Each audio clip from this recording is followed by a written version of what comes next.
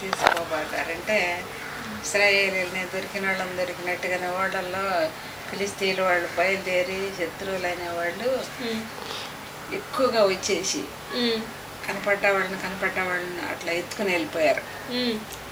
అప్పుడు బబులోను దేశానికి చాలామంది ఇశ్రాయేలీ కొనిపోబడ్డారు. వాళ్ళలో దానియేలు, షడ్రక్, మేషక్ ఆ పేర్లు ఈ దేశం వీళ్ళ పేర్లు కాదు, అవి వాళ్ళ పేర్లు. అవును, వీళ్ళ పేర్లు వేరుగా ఉంటాయి. బెల్షాజరు గుర్తులేదా, అవైతే బాగా గుర్తు. అవి అదే బబులోను దేశ పేర్లు. ఆ పేర్లు వాళ్ళని రాజుగారు చెప్పారు.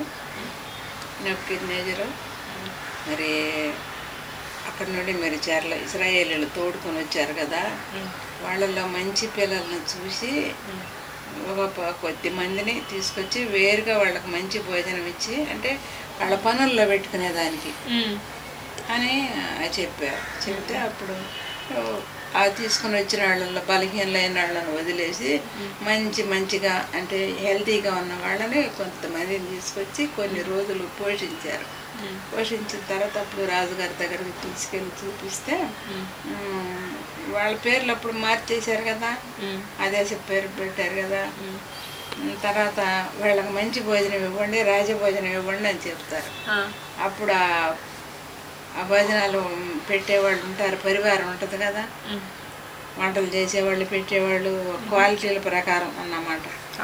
వీళ్ళకి మంచి భోజనం రాజభోజనంగా, మరి విందు భోజనంగా ద్రాక్ష రసాలు, మరి మటన్ అవన్నీ రకరకాలుగా చేసి పెడితే ఈ మద్యపానాలు ఇవన్నీ మేము తీసుకోము, మాకు అలవాటు లేదు, మాకు వద్దు, మేము మామూలు భోజనం చేస్తాము అన్నారు.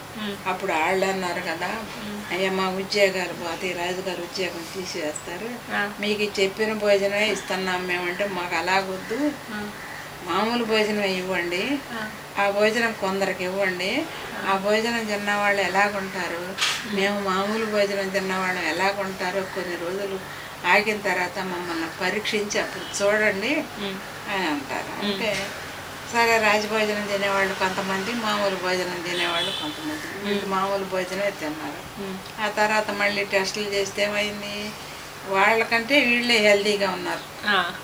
అప్పుడు రాజుగారి సమ్మకంలో వీళ్ళే మంచిగా ఉన్నారని రాజుగారికి మంత్రులు ఉద్యోగాలు అంటే లెవెల్ ప్రకారం ఉద్యోగాలు ఉంటాయి కదా, ఆ ఉద్యోగాలకు కొంతమంది మినిస్టర్లు ఉంటారు కదా, అట్లా వీళ్ళని ఎన్నుకొని పెట్టేసుకున్నారు.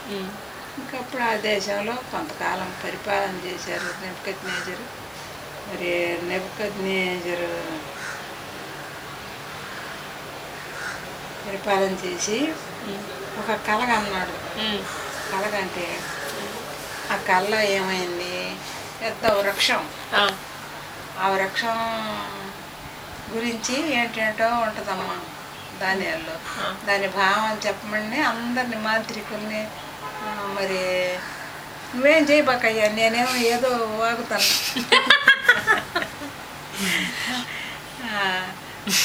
అంటే అక్కడుండే మాంత్రికుల్ని, మరి రాజ సముఖంలో ఉండే తెలివిగల పండితులు ఉంటారు, పండితులను వాళ్ళందరినీ పిలిపించి ఈ చెట్టు కళ చెప్పాలా, వాళ్ళు దాని భావం చెప్పాలి. కళ మర్చిపోయాడు చెప్పమంటే ఏం చెప్తారు వాళ్ళు, మా వల్ల కాదు, మాకు చేత కాదు అన్నారు.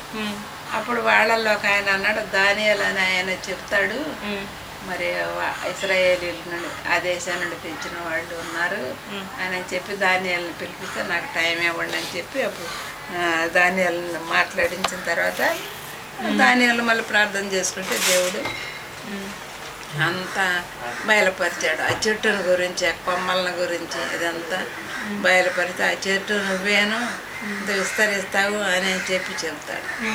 అట్లా అయిపోయిన తర్వాత కొన్నాళ్ళకి ఆయన ఈ గర్వించాడు, ఇదంతా నాదే కదా ఆయన అనుకున్నప్పుడు అంటే దేవుడు అనేవాడు కాదు, నేనే గొప్ప,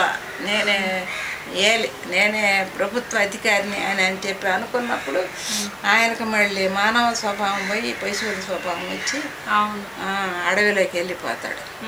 ఇంకప్పుడు ఆయన అడవిలో కొన్ని సంవత్సరాలు ఉంటాడు. ఆ అడవిలో ఉన్న తర్వాత మళ్ళీ జ్ఞానం కలిగి మళ్ళీ పరిపాలన వస్తాడు. అప్పుడు దానియేలు దేవుడే దేవుడని ఆయన ఒప్పుకుంటాడు. దానియేలు దేవుడని ప్రకటించమంటాడు. బబులోను దేశంలో ప్రకటన జరుగుతుంది. ఇక దానియేలు వాళ్ళందరూ పెద్దవాళ్ళు ఎక్కడే రాలిపోతారు. గుర్తులేదమ్మా, అంత మర్చిపోయి ఎప్పుడో చదివింది ఇప్పుడే కనపడదు చదవటానికి.